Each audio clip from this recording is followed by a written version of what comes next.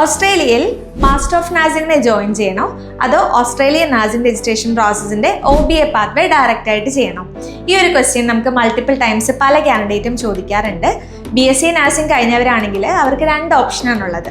ഒന്നുകിൽ രജിസ്ട്രേഷൻ ചെയ്യാം, അല്ലെങ്കിൽ മാസ്റ്റർ ഓഫ് നഴ്സിംഗ് ചെയ്യാം. നിങ്ങൾക്ക് എല്ലാവർക്കും അറിയായിരിക്കും, ഡെസ്മ international Australian nursing registration process ചെയ്യുന്ന നമ്പർ 1 കൺസൾട്ടൻസി ആണ്. സോ നമ്മൾക്ക് ഒത്തിരി എൻക്വയറീസ് വരുമ്പോൾ അതിനകത്ത് മെയിനായിട്ട് നഴ്സസ് ചോദിക്കാറുണ്ട്, മാസ്റ്റർ ഓഫ് നഴ്സിംഗ് ചെയ്ത് കഴിഞ്ഞാൽ ഓസ്ട്രേലിയയിൽ രജിസ്റ്റേർഡ് നഴ്സായിട്ട് വർക്ക് ചെയ്യാമോ എന്ന്. ഞാൻ പറഞ്ഞതുപോലെ രണ്ട് ഓപ്ഷൻ ഉണ്ട്.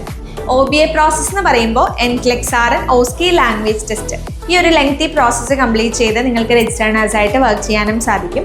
അതല്ലാതെ മാസ്റ്റർ ഓഫ് നഴ്സിംഗ് കംപ്ലീറ്റ് ചെയ്ത് കഴിഞ്ഞാലും ഓസ്ട്രേലിയയിൽ രജിസ്റ്റേർഡ് നഴ്സായിട്ട് വർക്ക് ചെയ്യാനും സാധിക്കും. പക്ഷേ പല നഴ്സസും നമ്മളെ ഓസ്ട്രേലിയയിൽ നിന്ന് തന്നെ കോൺടാക്ട് ചെയ്യാറുണ്ട്. അവർ മാസ്റ്റർ ഓഫ് നഴ്സിംഗിന് ഓസ്ട്രേലിയയിൽ പോയി പഠിച്ചുകൊണ്ടിരിക്കുകയാണ്, പക്ഷേ NCLEX-RN എഴുതേണ്ട സിറ്റുവേഷൻ വന്നിട്ടുണ്ട്. അതെന്തുകൊണ്ടാണ് അങ്ങനെ?